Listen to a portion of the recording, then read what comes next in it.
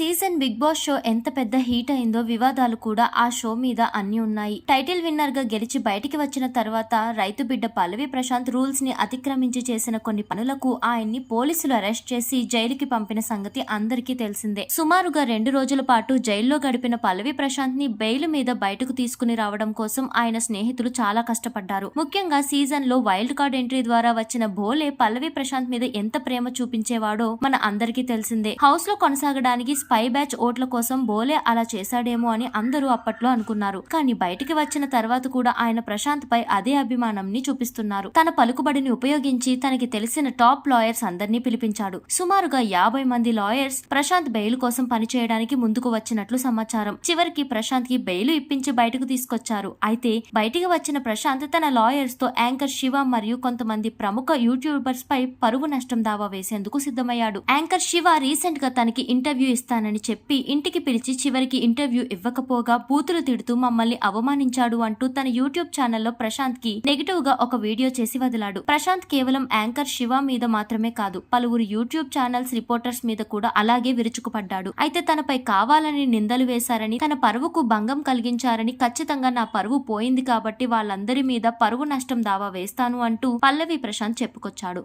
ఈ వివాదం ఎక్కడి దాకా వెళ్లి ఆగుతుందో చూడాలి. పల్లవి ప్రశాంత్ జైలు నుండి విడుదలై నిన్న సాయంత్రమే ఆయన ఇంటికి వెళ్లిపోయారు. ప్రతి ఆదివారం ఆయన పోలీస్ స్టేషన్ కి వచ్చి ఖచ్చితంగా సంతకం చేయాలి. ఏదో గెలిచిన ఉత్సాహంలో చేసిన పనికి ప్రశాంత్ ని ఒక క్రిమినల్ లాగా ట్రీట్ చేయడం అసలు ఏమాత్రం బాగాలేదని ఆయన అభిమానులు సోషల్ మీడియాలో నిరసన వ్యక్తం చేస్తున్నారు.